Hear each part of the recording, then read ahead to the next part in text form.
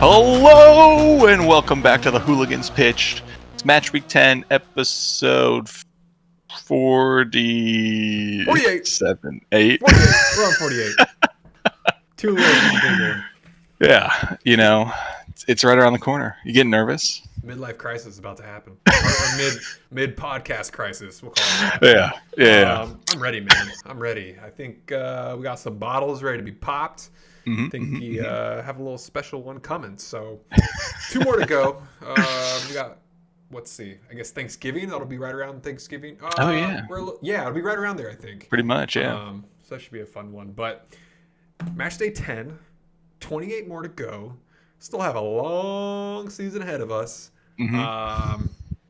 For us, pretty straightforward week, pretty happy week. I'd agree. Our team's won. We saw the Manchester Derby.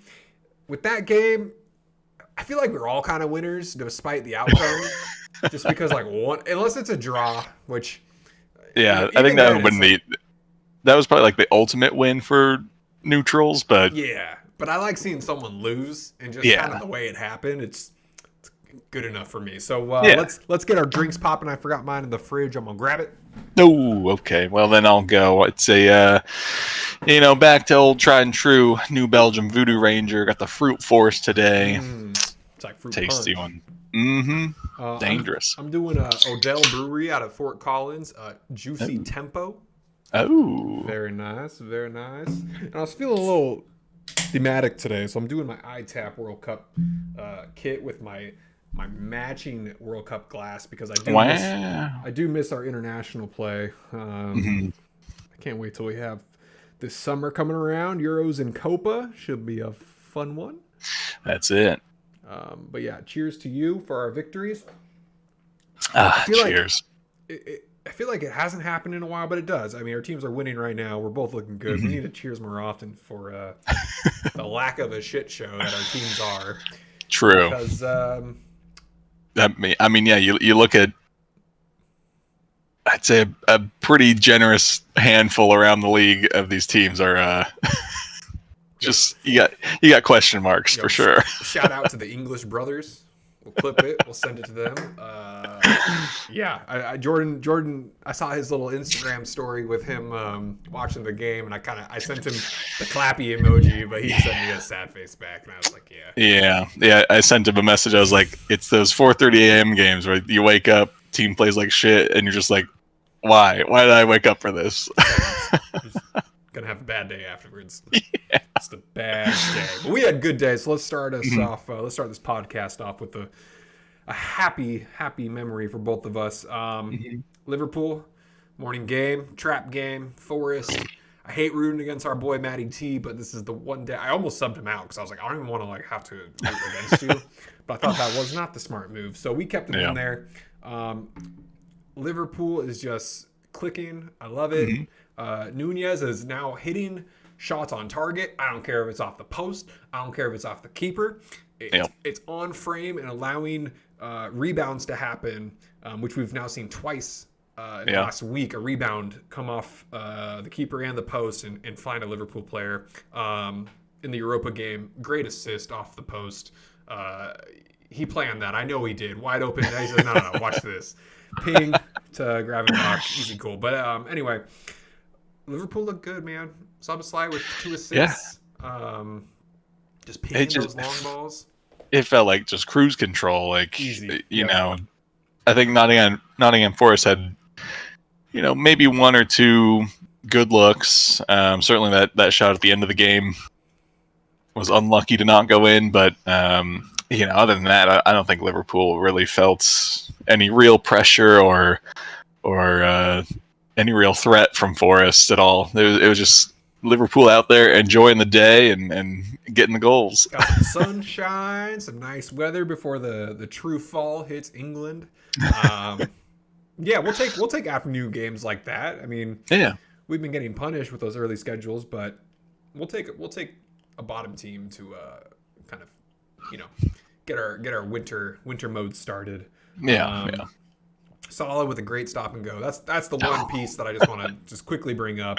That was probably my favorite assist by him, just because of how I guess, hockey assist by him on how much he threw off the defender by just the quick 100-mile-per-hour stop, then like quick dish off, and it was just beautiful. Mid run, it was so clean too. It wasn't like a stop and it like trickled forward. Like it was a hard stop and then immediately go. And I mean, yeah, it was just so smooth, so sweet. He hit the e-brake and real quick, and it was impressive. It just goes to show that 30 is the new, we'll call it 25. He's in his prime right now. Dishing there you go. Yeah. And it's nice too that I feel like I don't have to, I don't know, solely rely. I bet he feels it too. He doesn't have to solely rely on himself to be the goal scorer. He can finally be the setup man to the setup man, which is, I guess, something he's really, he's had it with Mane and Firmino, but that was kind of different. It was more Firmino setting them up. Yeah. And I don't know. I like what I'm seeing. I think it's great. And shout outs to Diaz. I hope he gets to come back soon. Yeah, it's a crazy situation. Crazy story. Like, how wild is that? Yeah. Hopefully, that gets solved soon, so we can get back out there. Selfishly for my fantasy team, but also for him and his family. But I just got to ask: is there any team where you see it happen more often, where it's like a long ball out to the winger and then the keeper comes out and there's some like crazy defensive blunder that happens with that? Because I feel like every time I see it, it's that long ball to Salah, keeper comes out, whether it's Nick Pope, I was gonna say, touching the ball, Matty T. Like we kind of talked before, but I don't think it's squarely on Matt Turner here.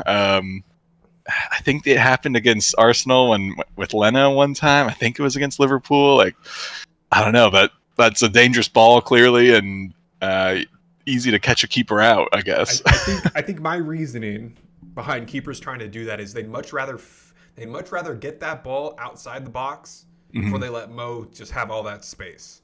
So if they could beat him to the ball there, win that battle outside, and don't let, because if say in the perfect world, Matt Turner didn't go for that ball and it lands to Salah's feet and Salah's then dribbling it straight at you. Yeah. That sounds awful.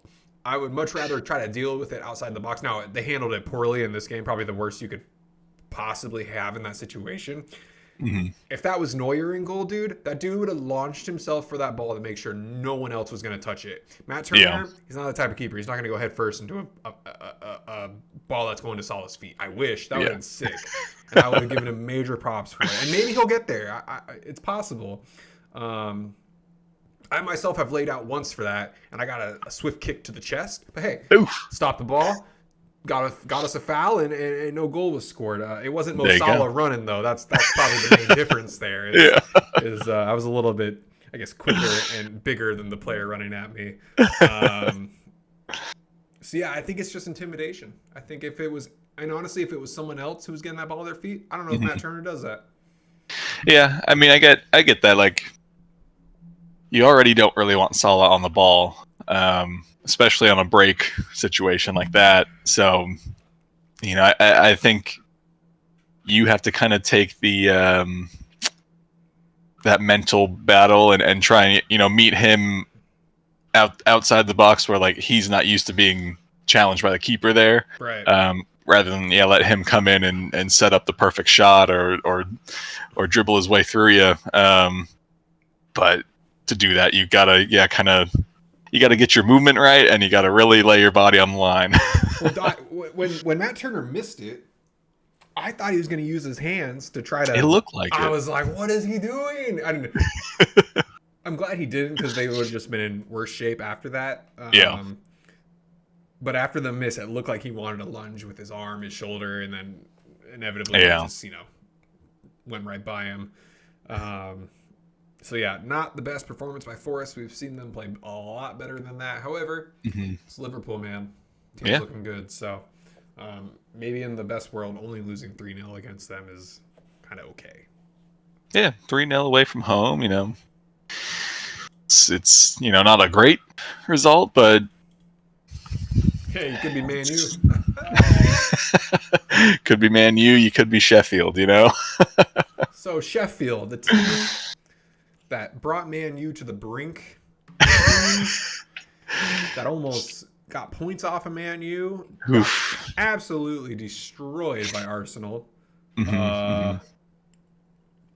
It's Is this just Sheffield being really bad and Ketia just, proving that um he's half decent, or is this like a sign that maybe he's ready for that next step, or is it just Sheffield? Because it could go either way for me.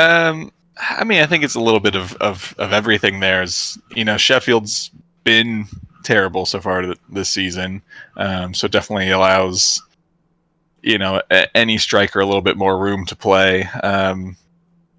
And Eddie's like, he has his moments where he can get some great goals and be a real attacking threat, but then he also has the other times where he just sometimes doesn't look interested or doesn't look like up to the speed of the game. Yeah. And I think this one, he just, like, the first 2 goals I think were, I don't want to say lucky, but Set up helped, yeah, by like poor defensive moments. Right. And then I think that third goal was just like a pure like confidence. That was a heat check.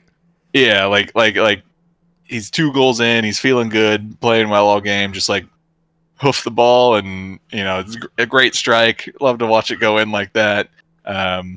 His first Premier League hat trick, so I think for him, he probably takes that as it is, and doesn't think too much about the opposition and stuff. But I think overall, you're probably helped by a pretty bad Sheffield team. I think he knows it a little bit. I mean, I think that's why he had the confidence to shoot that shot. I think if that's against a Man City or another top level team, I don't know if he's taking that shot outside the box.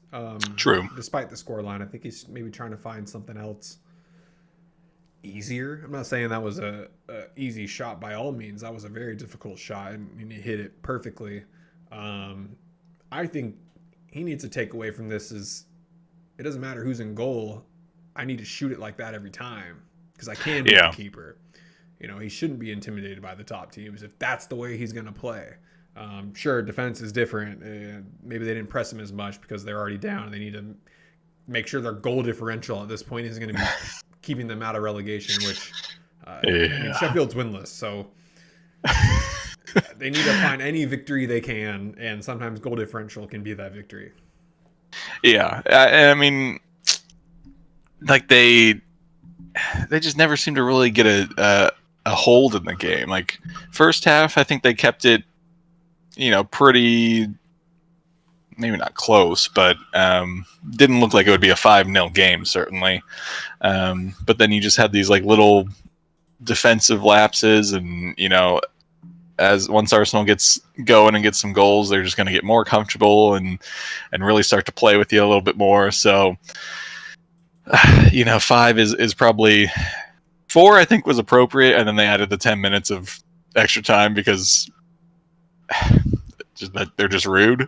Like, I don't know why you would do that. I get you're trying to give the full 90 minutes, but at a certain point, like, I'm pretty sure they're 4-0. Like, oh my god! Like 4-0. They've shown no real drive or attempt to get back into this game. Like, give it the 2-3 minutes and just call it good. I think everyone would have been fine. Yeah, but every goal matters. I mean, it's true. It's true. Come down to goal differential. Right now, Arsenal's tied with City. So make that extra time 3 minutes. They don't get that 5th goal. They're then below Man City in the table. It's kind of crazy how like this. I guess this does matter true. right now. And it's so wild to think a year ago, it probably would have been 3 minutes. Mm-hmm. Hence, that 5th goal doesn't happen. Then you be in 3rd place in the table instead of 2nd. It's a wild like domino effect. Yeah. That we should pay attention to. Actually, you know what, Chad? That's going on the note page. The 5th goal for this game being on. It was at like the 95th minute. Something like that. Let's see. It was 95th minute. So see if it has a play in the season run here. But I mean, look, I'll take the 5th goal. Tomiyasu gets his first Arsenal goal. Love to see it. That guy works so hard, and You know, I was kind of surprised it was his first goal. Yeah, He's been in the team for, you know, a few years now, and he's always kind of gotten in some decent attacking situations. And he's just tall. I thought, you know, from a corner or something, he would have had a goal already. But hey, this is a great time to get it. He's never scored in Europe either. In Europe, I don't think so. Like, I feel like I've seen him score for Arsenal, but I guess not. Maybe I know he's gotten close a few times, so maybe it was that. And I know he's had, you know, a couple of good assists from pretty far down the field. So yeah, no goal for him. He's been with the team since 2021. He has 3 assists total, but yeah.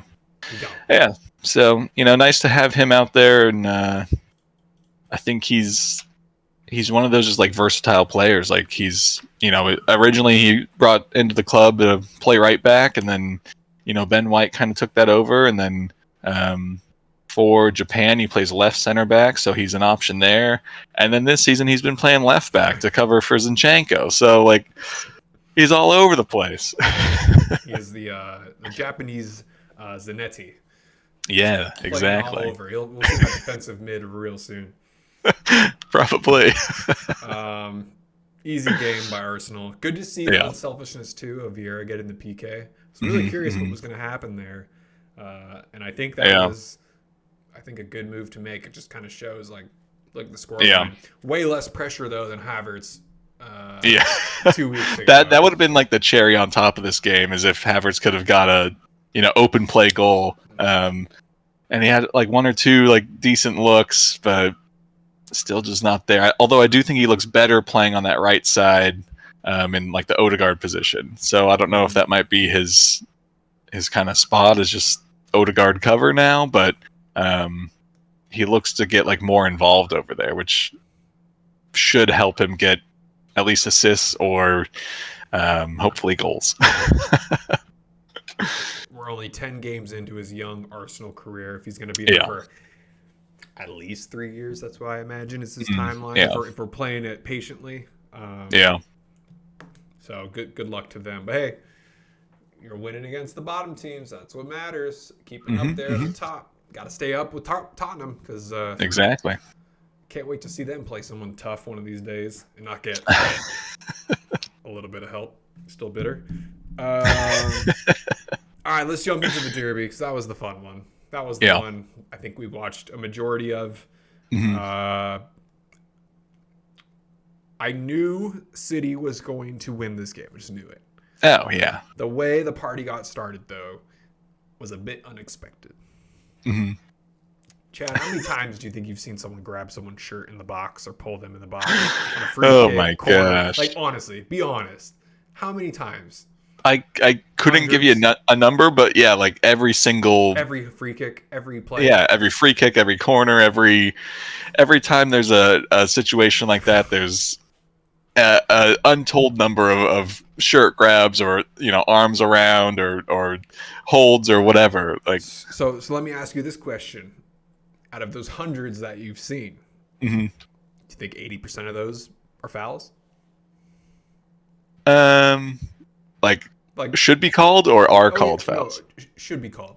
Should be called. Yeah, I'd probably say like 70 to 80%. So you would say a foul is a foul. I would say a foul is a foul. Yeah. So, again, I'm just repeating what the commentators in this game were saying. They said, well, it's a foul, but in this context, it's not a foul. Or that happened later in the game. And I was just so confused by this terminology that they're using when they're saying, well, if it's a foul, it should be ruled as a foul. But in some cases, well, it is a foul, but it's not going to be called as a foul. So Sunday. Was it Sunday? It was Sunday. October 29th. We finally see a PK be called on a foul in the box. Do you agree with that statement? Yeah. I feel like I'm putting you up on Judge Judy right now. Is this the day that we see these being called more in the box? No, you don't think so? This is a one-off? Yeah. Um, I for me, like, but you deem this illegal. Yeah, for me, I think it's a foul. I think it would be a fair call to call this a foul in the box and outside of the box. But I don't think there was anything clear and obvious enough to have VAR go check it and like stop the game and have the ref go check it, because ref didn't call it live. Oh, and he was they whined so hard. Yeah, he was standing, I don't know, 10 yards away, 5 yards, something like that. He was pretty close. He had a good view. And again, he's seen every pull, tug, arm around in these situations, That's why his whole career. Yeah, so like if he didn't see anything egregious enough live, I don't see anything there that is so out of the ordinary for these plays that VAR should have said, like, oof, yeah, like, come over and check this. So while yes, I think I would say it's a foul. If it's not called live, I don't think there's any reason to have the ref go to the monitor and like begrudgingly give the penalty. It looked like. I agree with most of what you said, but my counterpoint is that it's a foul. Even without the ref seeing it, because the ref doesn't see everything. Yeah. But if VAR sees it and they say, "Hey, that is a foul," okay, let's go take a look at it. Which you agree it is a foul. Yeah. So my point is, and it doesn't, our opinions, it doesn't matter. They just set a new bar, and they said this is a foul in the box. This is what we need to call every time. And now here's the problem. This was probably the softest foul we've seen in a box be called a PK. We've seen way worse than this. 100%. Certainly, yeah. Be called and nothing. And you know what? It sucks. And like, it's a physical game. People grab, people tug. It's gonna happen. And for some reason, there's this like weird, gray area that when the ball's in the air and it's this type of kick, like you can kind of get away with stuff. Which I'm kind of okay with. I'm okay with that. It's supposed to be physical. Now, there are times when you see two hands hugging a player. Harry Maguire looking at you. That wasn't called a foul, and it drove me nuts. I don't remember who he was. I think he was bear hugging Holland, which, hey, man, I think so. You got to do it. However, it needs to be a PK. If we're holding the VAR and the refs to the same standard as the Rodri PK, it just needs to be the same type of ruling. And for whatever reason, that didn't get looked at VAR. And I don't understand that at all. That was almost worse, in my opinion, because it was so... It was just done on purpose. He was bear hugging him, and he wasn't the ball. It wasn't the same type of context, but he was bear hugging them, and the ball in VAR. I remember this now. VAR ruled that as Holland was never able to get to the ball, so it's not going to be ruled a foul or a PK. And I was like, so you could just kick someone across the field and like, hey man, not even close to the ball. Come on. So if you go back and listen to the commentary, which I highly recommend, they kind of walk you through that scenario, and I totally agree with them, because you can murder someone on the side of the pitch, but hey man, wasn't the ball. This doesn't make any sense to me. And with the Rodri thing, they set a new bar. They set a new type of standard that refs need to follow, and they're not going to do it. So why do they do this one? I don't know. It pisses me off.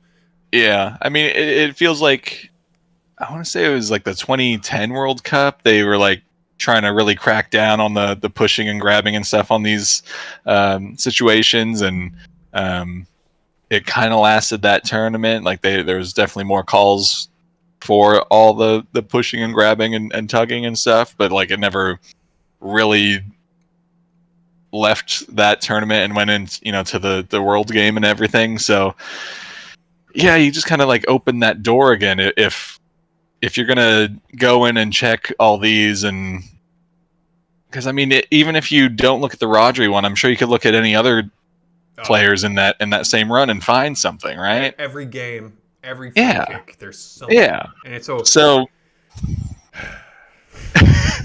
I don't think there's necessarily a right answer.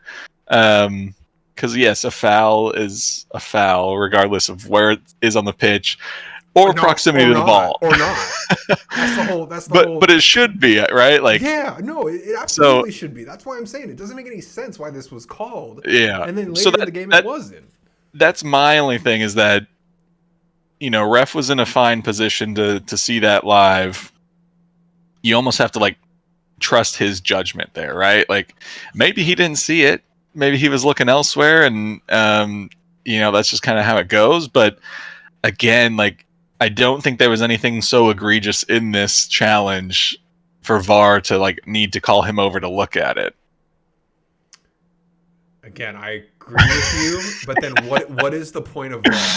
VAR is supposed to step in when the ref doesn't see something, right? Yeah, but I mean, there's plenty that could get looked at then, right?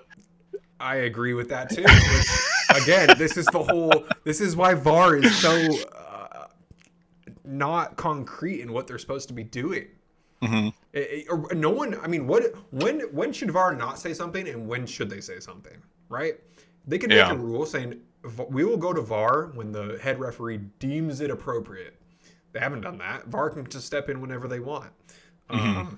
Do I think that is okay? Kinda, because I think if the ref is wrong and he doesn't see it and VAR doesn't say anything, then that's a big problem. Because not everyone's perfect. This goes back to the Liverpool goal that should have happened. But I guess part of what I'm saying though is like, while this should be a foul regardless of where you're at on the pitch, if this play happens outside of the box, ref doesn't call it, VAR isn't looking at that. I don't know about that, Chad. But they would have no reason to, right? Because there's no foul, no chance of PK. Nothing was called, so like they wouldn't have a reason to even initiate the check if it wasn't inside the box. Superstar calls, Chad.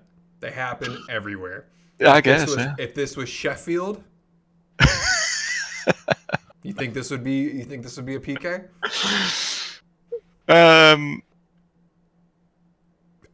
I'm surprised you're taking it. Hell no. I mean, no way. I'm trying to like give them benefit of the doubt and say yes, but probably not. Superstar calls go a long way. When you are a team like City and you're that respected, you have won, and you make that. I mean, come on, dude. They flipped out. Yeah. And the play went on probably for another minute, and I was just like, I was almost begging for this play to like go out of bounds or something. I don't even know if it ever did. I think the ref finally like stopped play. I don't think so, exactly remember. And Rodri just was like, going like that up to the ref, and it was just, I don't know. I'm not disappointed in the call. I'm more disappointed this is the new standard now. And if this can't just be a one-off, if this is a one-off and they're not going to call this anywhere else, now I'm going to be more mad. Well, you better get ready. I am ready. I'm ready to watch it all. I mean, it already happened later in that game, and I was like, this is just ridiculous. So I'm kind of surprised they made that big of a deal of it, City, because they were in control anyway. Yeah. In no way was that goal going to be the deciding factor of the game. I don't know, man. We've been on like 10 minutes about one play, and it's that kind of play. It's that gray area of, it sucks. Reffing and VAR. Yeah. So we'll see where it goes from here. I mean, obviously, like, same game and same to worse situation happens, and it's already judged differently. So I don't think you're setting a new standard necessarily, even though you just kind of like set a precedent, I guess. But I wouldn't get your hopes up of like these are all going to get called now. I don't want them to be called. I've never in my life needed them to be called. It sucks. It's shitty when you see your player getting grabbed with two hands, getting his shirt pulled. Shirt's getting ripped. Seen that, and it's like, hey man, that's what happens. And then this get a better shirt. I don't know what to tell you. On a scale of 1 to 10 on how bad it was, I'd put it right as a 5. And I've seen the 10s, I've seen the 1s. However, I just don't. There's not one off the top of my head where I'm like, oh yeah, I remember that play being called back for a PK. I don't have that in my memory bank, and I'd like to think we've watched enough at this point to be like, oh yeah, I remember when that guy got pulled in the box and it was a PK. That doesn't exist for me. Do you have any off the top of your head? I mean, not off the top of my head. It just, I think it's that 2010 World Cup, or is either 2010 or 2014, where they like came out and they said like, we're really watching, the corner kick and free kick situations for any like shirt tugs, pulls, whatever, and being stricter on that. And like they were. I don't remember a lot of penalties necessarily coming from that. I think a lot of it was kind of just called on the offensive side to like, all right, we called it, like move on. But I don't remember any specific play or teams where it happened. But I don't know. My hopefulness out of all of this is that the grabbing and the quote unquote fouls happen less in those situations, right? I mean, that should be the outcome here, is that it should be kind of known now, like, okay, like VAR will really look at these now, right? So you have to defend physically, but without the grabbing and tugging and pushing people's shoulders down and stuff. And but like we said, it happened later that game. Yeah. So it's like that's my hopefulness got shot down in like 5 seconds. Well, much like the hope of Man United, there was just never any hope. The only thing I'm gonna say, two positives for them. McTominay as a number 10 looks pretty good. I think that could weirdly be a new role for him, because Bruno, I don't know, Bruno looked weird. Yeah, I don't know if I'd rely on him too much as like a number 10, but I think he can play that kind of Dele Alli like second striker role, like making the later run in, and it's fun. I like that. Picking up on it, yeah. And then I think this was easily Onana's best game. He made some crazy saves. The first goal, or the second goal that Haaland had, the header, of course, picture perfect. But then the save that Onana had on Haaland's header, that was a freaking rocket. Yeah. Onana jumped for it before the shot was even happening. So that showed me he learned from Haaland's first header, placement, positioning, like where Haaland was going to go and where he needed to be. And that was, I think the PK pissed him off. I think he got engaged within that game, and he made great saves. He was always kind of on his toes. I think it's the games where Man U thinks they're going to win that he, I don't know, eases up, and that's when mistakes are happening, because he really didn't make that many mistakes. No, yeah, I think, I mean, like you said, I think this is clearly his best game. Despite letting in 3 goals, but his saves are good. I think even his passing was pretty good and like assured. It wasn't any like slow dribble or a wonky pass. I guess maybe that's a little bit of what you're saying, is like he knows it was a big contest, and then to go down to a penalty early on is always annoying. And when I think he went to go look at his bottle, and the ref said don't do that, and he was like, got a yellow for that. Pissed him off a little bit. He got a yellow card off. That was the yellow card. Yeah. Which I think is that's it wasn't Emi Martinez at the sideline like dancing and doing actual delay of game tactics. Potentially he's just going over to get a quick sip of water, right? You know what, Chad? This is where the superstar call comes in. If that's Emi in goal, I bet that doesn't happen. We'll never know. Be, yeah. But I just that was pretty wild. I mean, I think this United team is just they kind of remind me of Brighton in a way, where like Brighton can be like really good, or they kind of play down to the level of the team they're facing.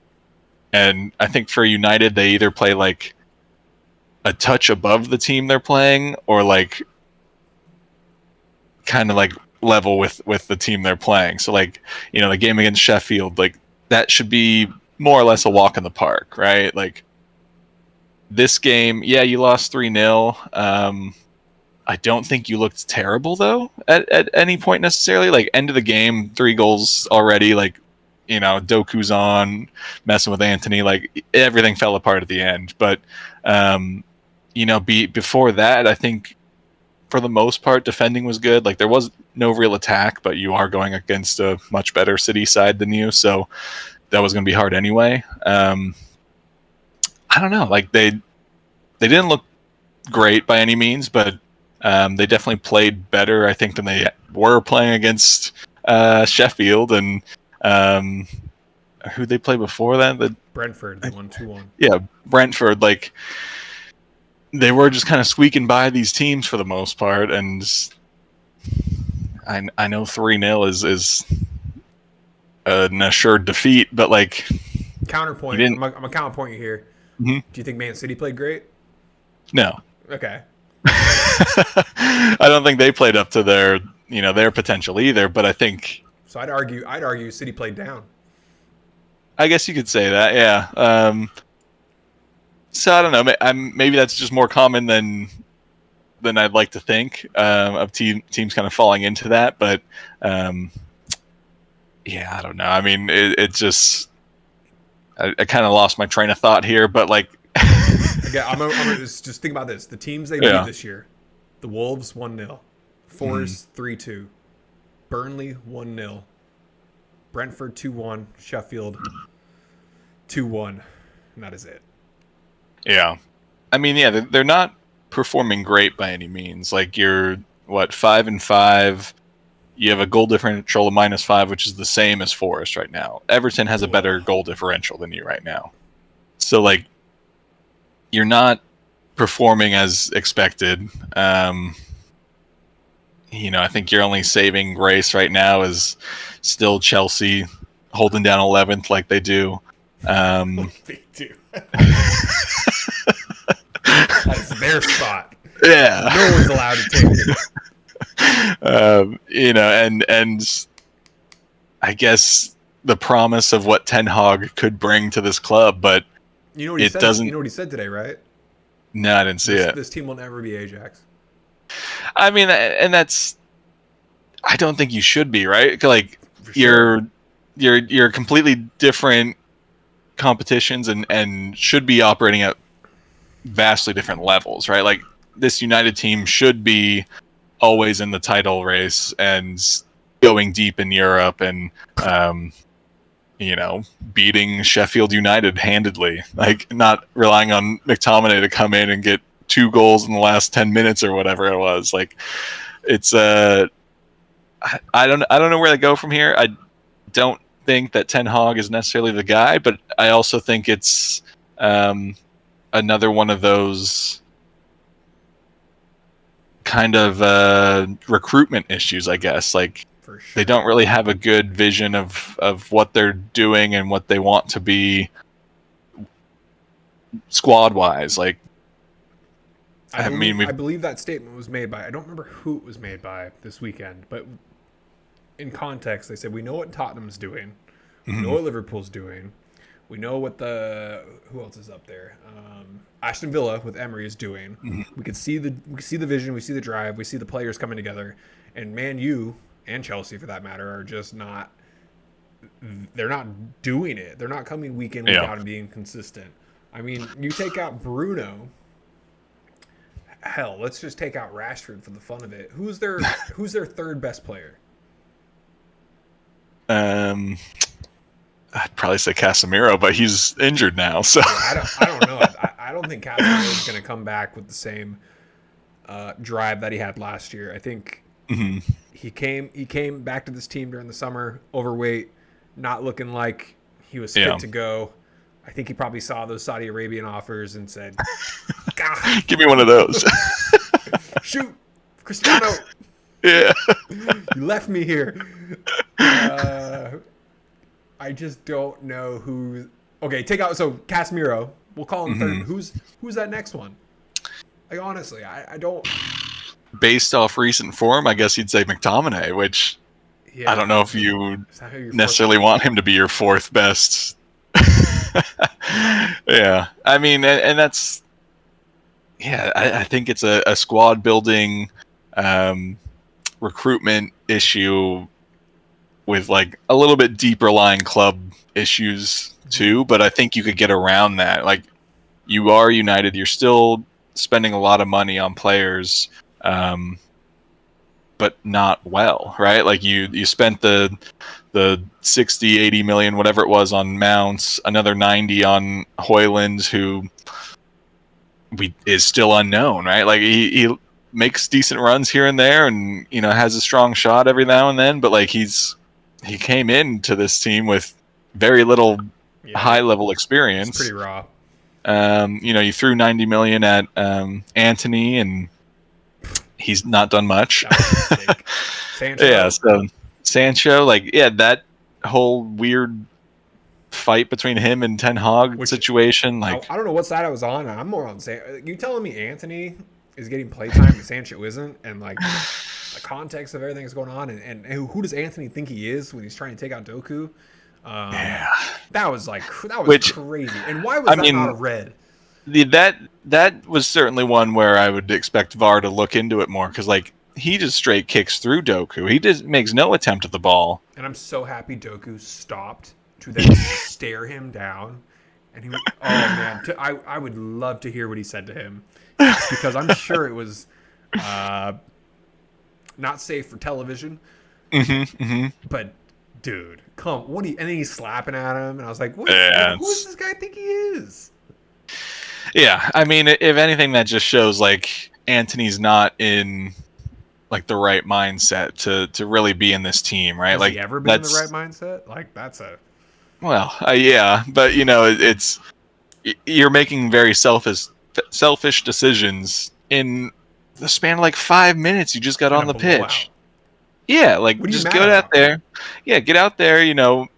Try and make something happen, or at the very least, deny a fourth goal, and then be done with it. Like you had very little effect on this game anyway because you didn't start, which I guess maybe you're upset about. But if I'm Ten Hag and I throw you out there, fully knowing we're not going to win this, but like get out there, at least show me something. But if you're going to go out there and 5 minutes in, probably should have had a red card. Why would I look to you again? I hope he never looks at him again. I really hope that. And I hope he does, because Anthony is a waste of space out there. But it's content for us. But yeah, off field he has issues. Now on field, it's issues. Yeah, it's I don't know, man. Like Ten Hag needs to whip these players into mental shape, because oh man, they're just a bunch of whiners. And you see like we joke about Johnny Evans being as old as he is, but that's the type of dude who I think needs to get in Anthony's face. I think he's the guy who's been around forever, being like, dude, you can't get away with this here. I mean, I would think that's like part of the reason they have Casemiro is to like not only be that experienced leadership figure, but like also Brazilian, so he can be like, look, I know you're like fired up, you want to play, you want to style on all these kids, but like you got to be a little more grounded, a little more team focused here. And if Casemiro's already not checked out of Man United, but maybe not as in it as he was when he first got there, then go talk to Casemiro. And then Anthony gets there and Casemiro says like, yeah, okay, just don't do that. But like, doesn't really offer any leadership or coaching, right? Like, dude, I think Casemiro was brought in to be that guy when Ronaldo was there. Yeah, I could see that too. And now, dude, this team's a hot mess. Amrabat, I like him, good player, scary as hell on the pitch. I even like what Eriksen did. Eriksen has some bounce in his step this game. Yeah. Again, we're talking about over 30 dudes though, who maybe just don't have it anymore. I mean, half this squad, kind of looking at it right now, almost half. Maguire, Evans, Amrabat, Eriksen, Bruno. They're all getting up there in the 30s. Lindelof. How old is Lindelof? He's got to be He's got to be up there too, 29. Okay. Yeah. Martial, I guess he's still on the younger-ish side.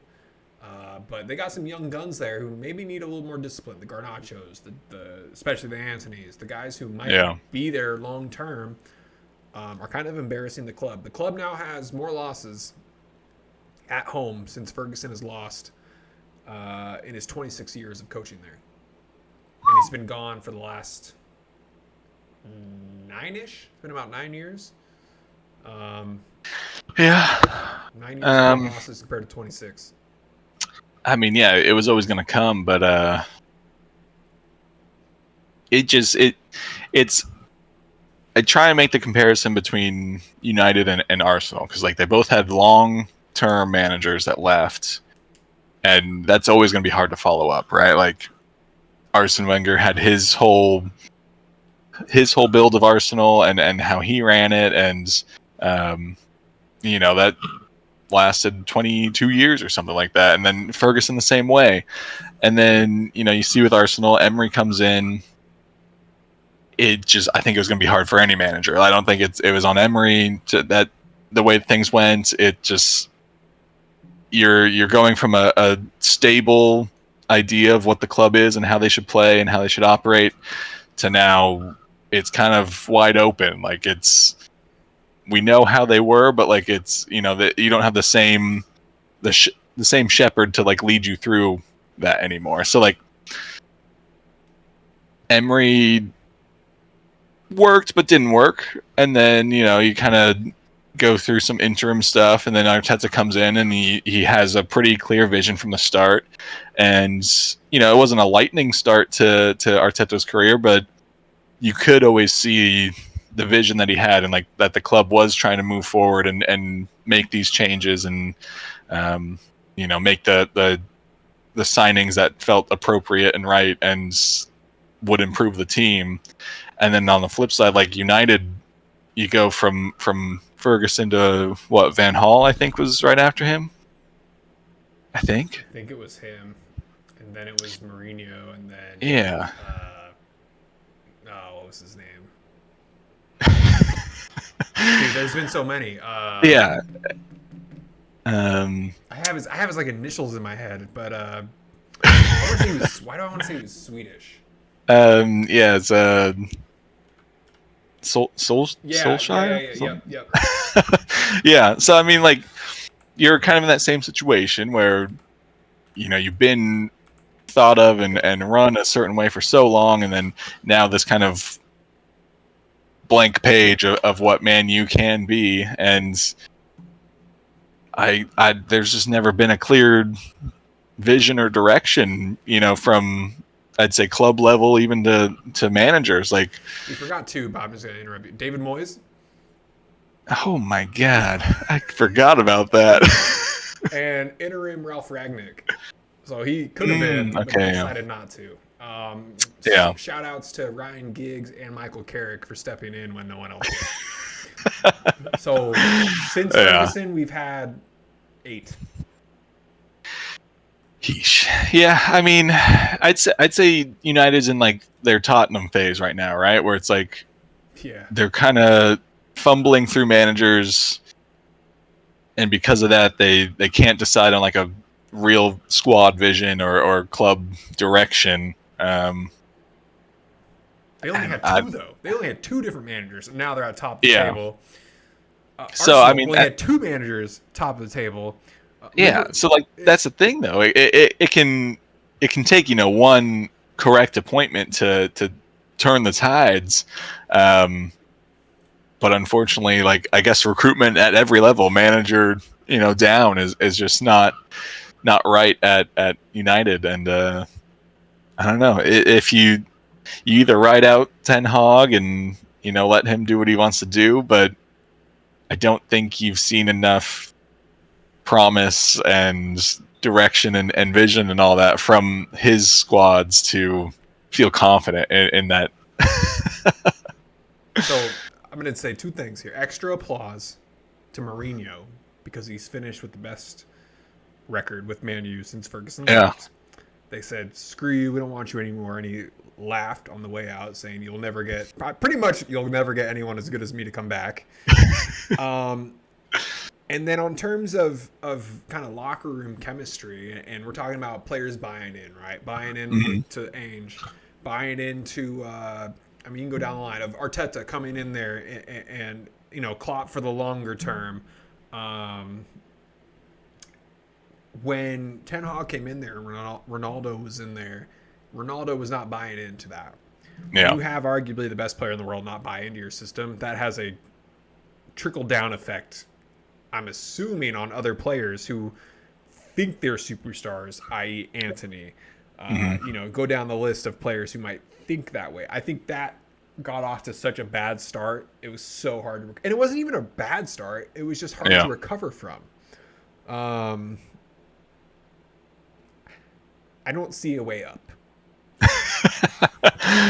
Yeah. I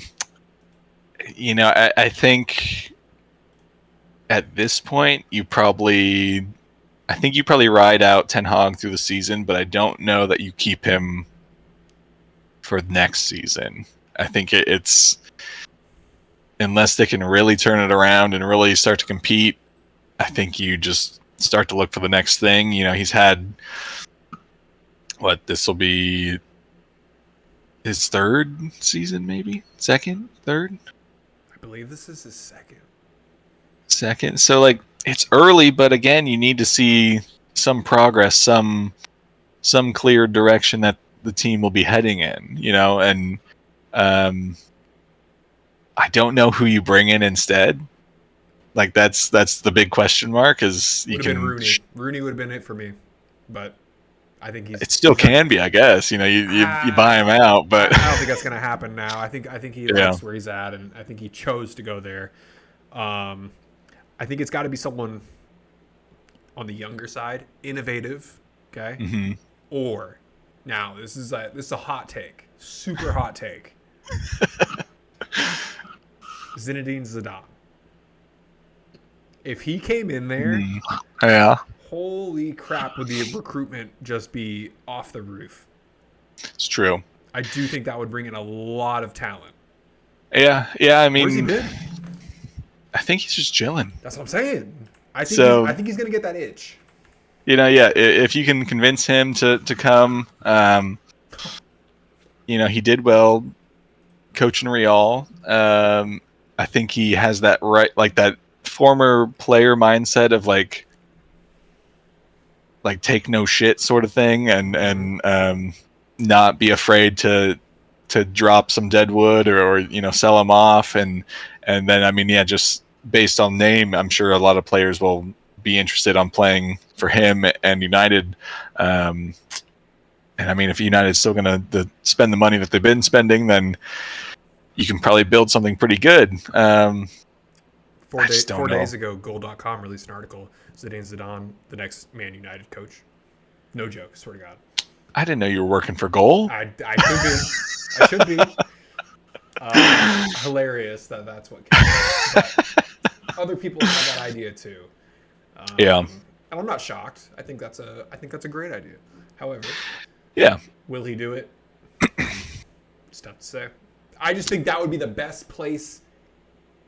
If he could do Madrid, if Mourinho can do Madrid, he can do United. For sure, yeah. No one else on that list has had anything comparable to that. Yeah. And that's the thing is I know there's ownership issue and fans and owners going head to head and all this, but I think with the right manager you can work around that still.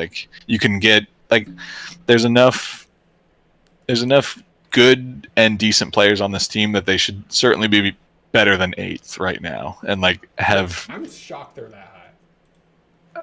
They're holding on. You got the big win against Brentford and Sheffield, so don't forget the Wolves. Yeah, those Wolves early days though. It's not the Wolves of today. Wow, shocking. All right, Chad, we've gone on for a long time about man. And don't get me wrong, I had a lot of fun doing it. Yeah. I think we should probably move on. Again, I think the next games here are pretty straightforward. Besides the the Bournemouth Burnley game, I think that's the one we can talk about a little further. Let's just kind of go rapid fire here. I think Crystal Palace. Something interesting that I noted that game. Roy Hodgson came in last year, 74 years old, I think off the top of my head, if I'm remembering that correctly.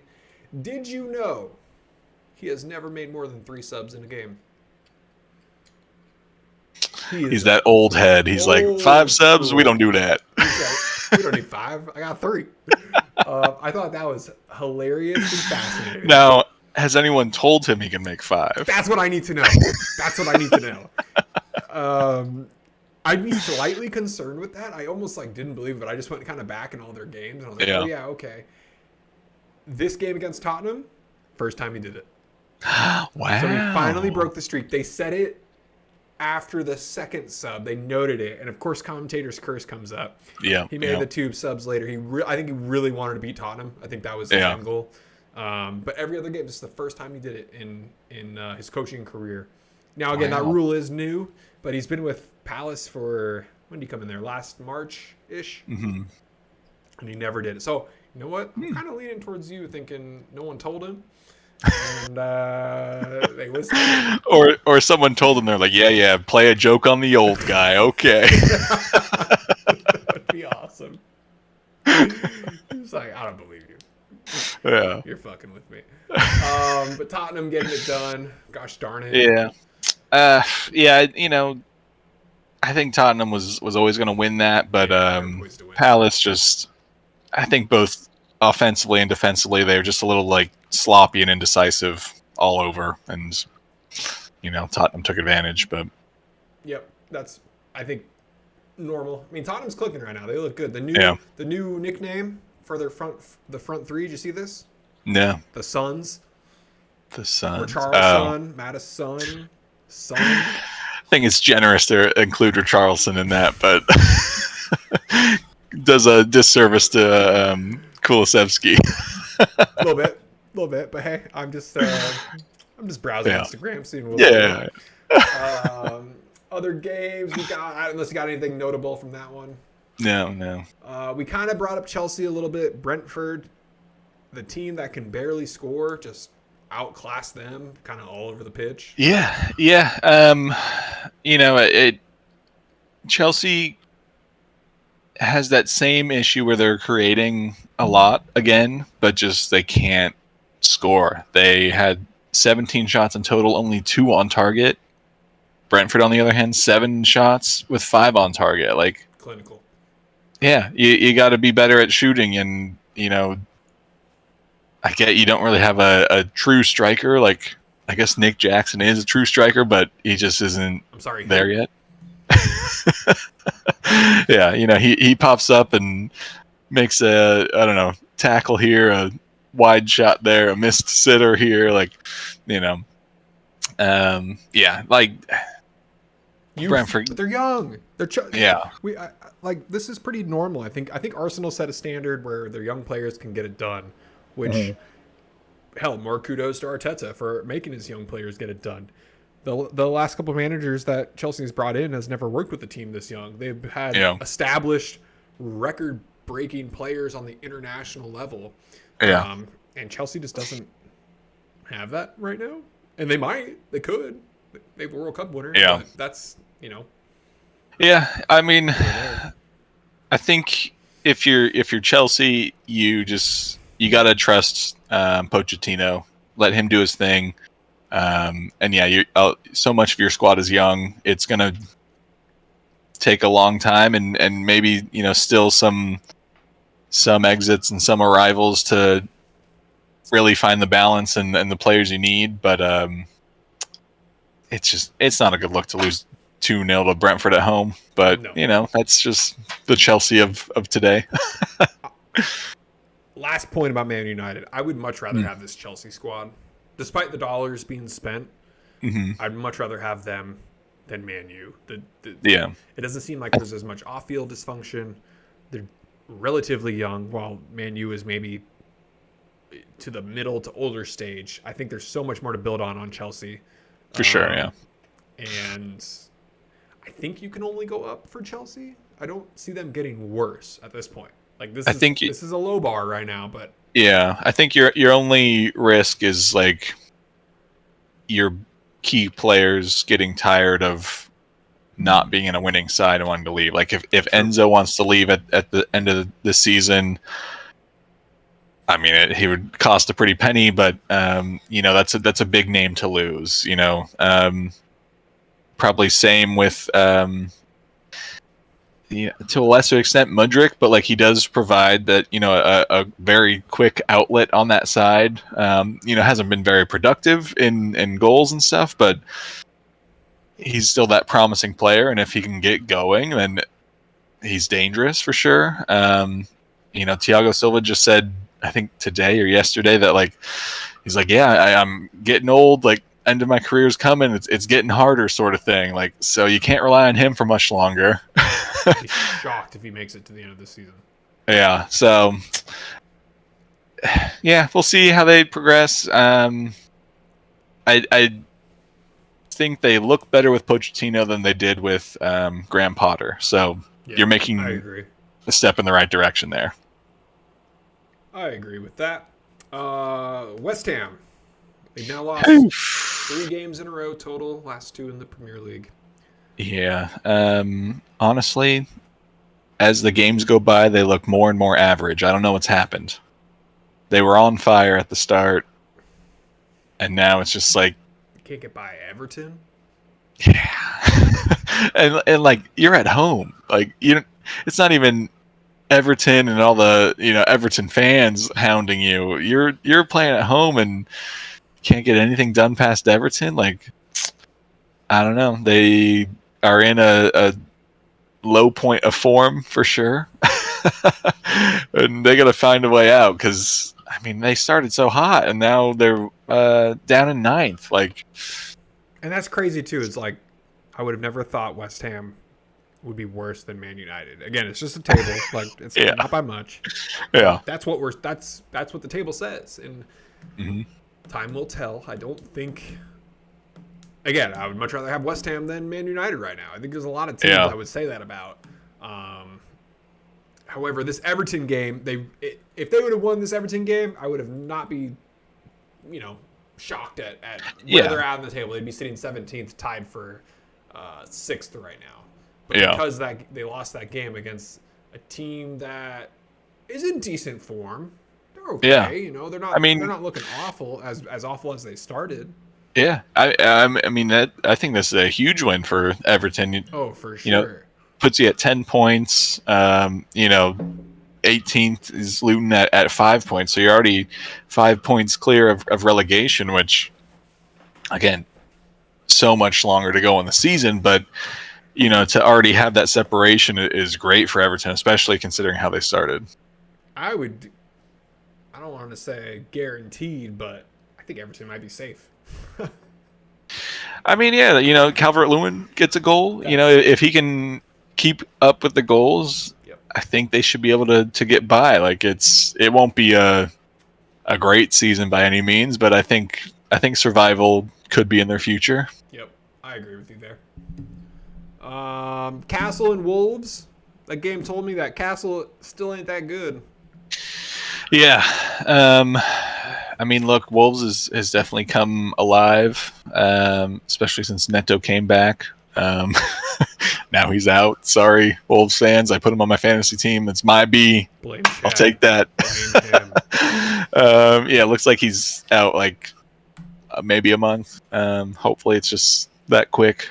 But I don't know. The only like real talking point I had was Hwang Hee-chan, both the victim of a VAR call and the scorer of the equalizing goal. I don't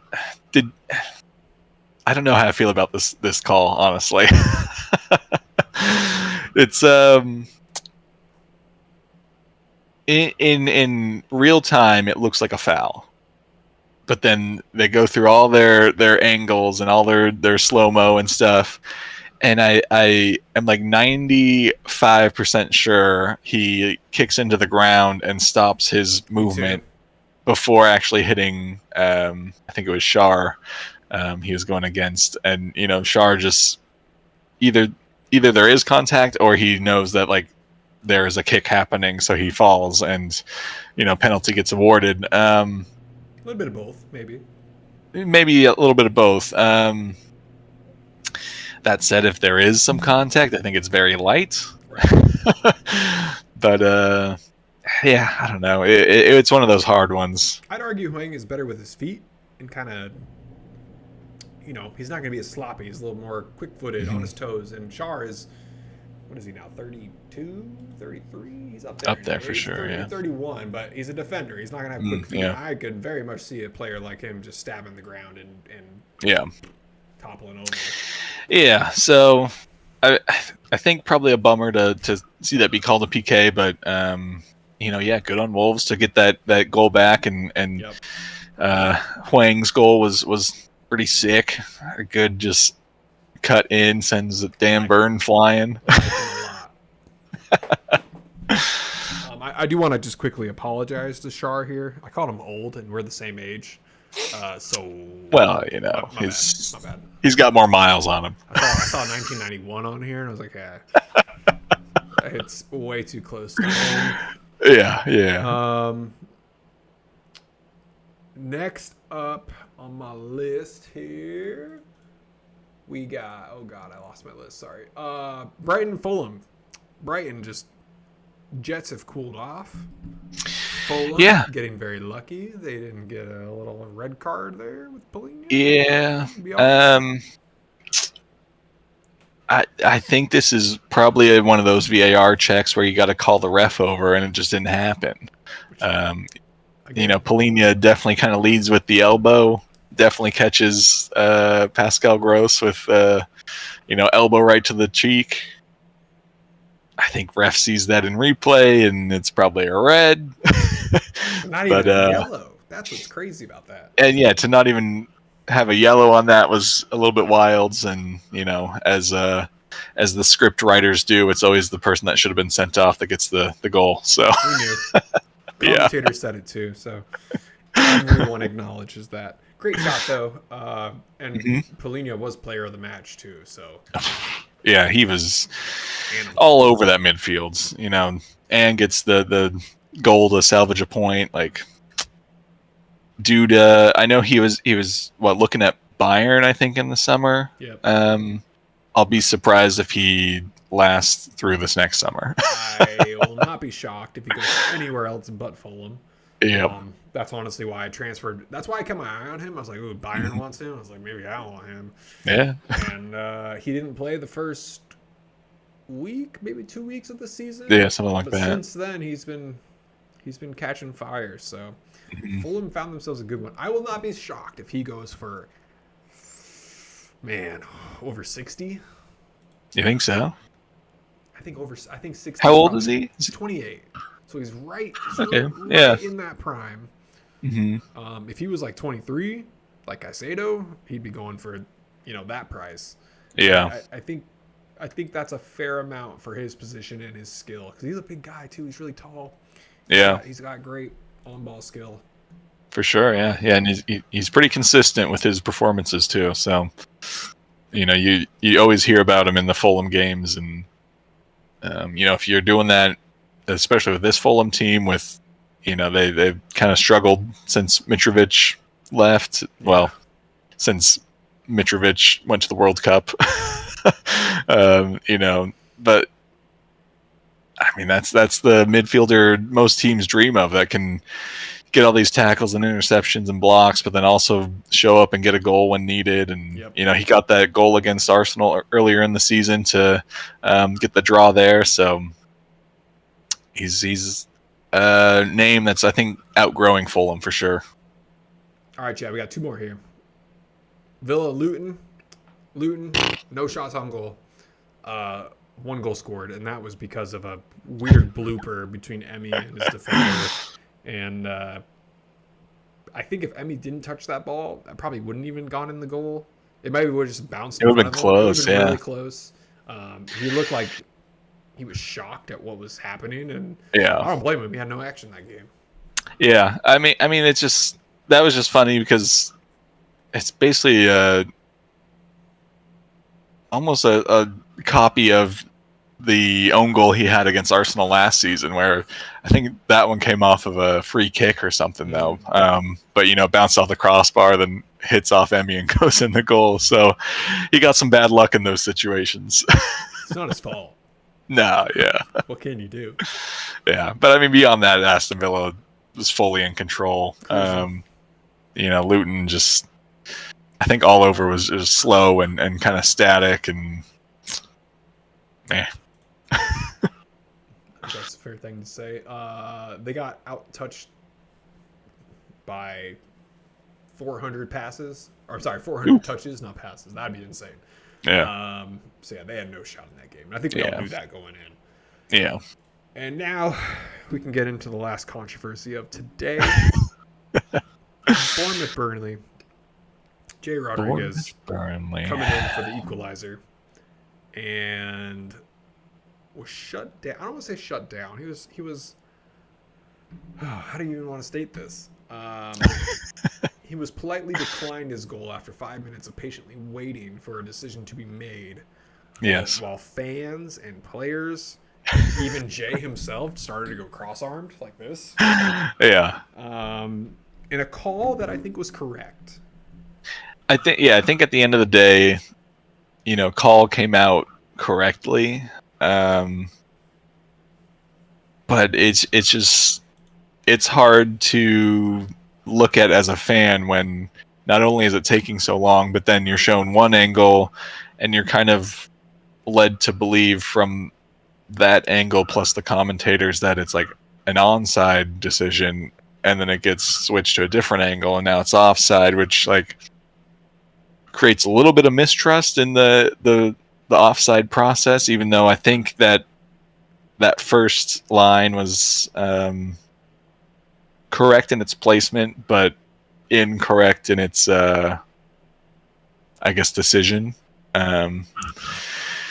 Yeah, I don't know. It was just a weird one, and if you're gonna point to World Cup and Champions League offsides, where it's like the automated like 3D models and stuff, and look for a reason why Premier League should do it, like this is probably the one you point to, right? Absolutely. It makes things so much clearer. I'd be able to read exactly where the player's shoulder is compared to the other one. I do like that design. It just highlights where my eyes need to be focused.